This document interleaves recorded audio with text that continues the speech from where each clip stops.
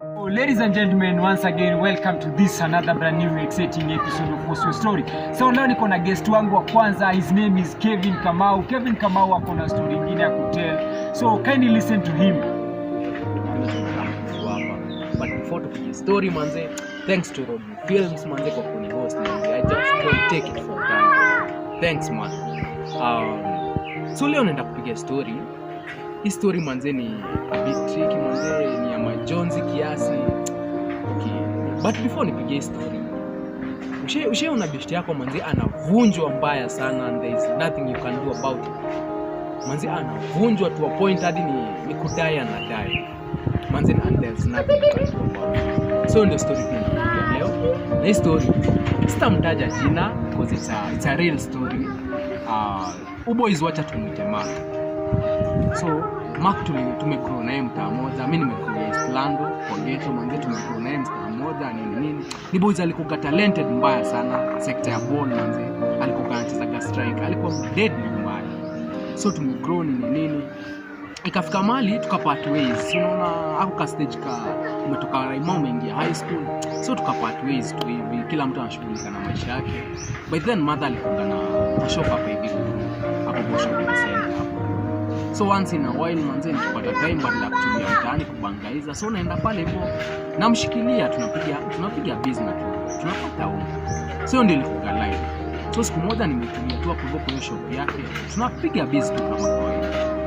So kidogo nikaona boys amesnatch kibeti ya madam akiwa juu ya nduthi. Kidogo nduthi hata haikuenda far, imeenda kitu kama mita 3-4 hivi. Boys akadunda. Ule boys best yake mwenye alikuwa anaendesha nduthi kidogo angemgojea juu. Already kulikuwa na wase wa nduthi hapo, kuna react very fast.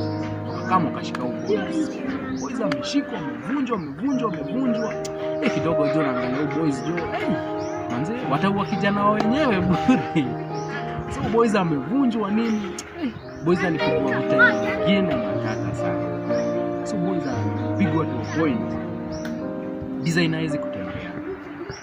Designer amevunjwa na ile kwa vita kitu dakika 10. So boys anakaa mtu mdogo hivi ana crawl.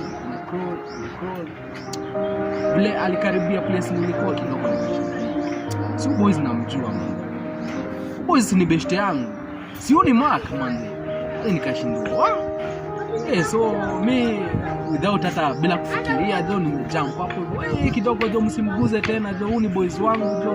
Kidogo wase waduthi wamenigeukia pia mimi wanataka kunivunja, but the good thing is hapo hivyo wase walikuwa wananijua kwa around. So walikuwa wananiona na walikuwa wanajua ukijana si kijana mbaya, ni kijana fulani anakujaga anapiga busy yake.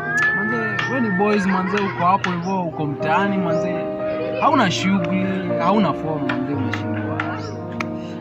But kitu mimi naweza kuambia tu for sure manze, crime doesn't pay manze. Mimi nimegrow ya ghetto, nimeona maboys wa beshte wangu manze wengi wakikufa for nothing. Manze unakufa juu ya tenje ama juu ya kitu kama bike manze, umeiba unakuwa stoned to death manze for nothing manze. Life yako huwezi compare na kitu yoyote manze, no matter how much manze, no matter hiyo kitu iko worth how much, huwezi compare. So wewe kuwa tu mpole manze, piga shughuli, amini ya Mungu manze, na vitu zitakaa mzitajika kweli. So that's Kamau's story. What's your story? Nilikwambia kama una story unaweza taka kutell, inspiring, educating, motivating na ungependa kutell, kindly drop comment hapo kwa YouTube, Instagram or Facebook. Instagram tunapatikana @RodneyFilms Kenya, same to Facebook page @RodneyFilms Kenya. YouTube ni Rodney Films, RODNEY, Rodney Films. Peace.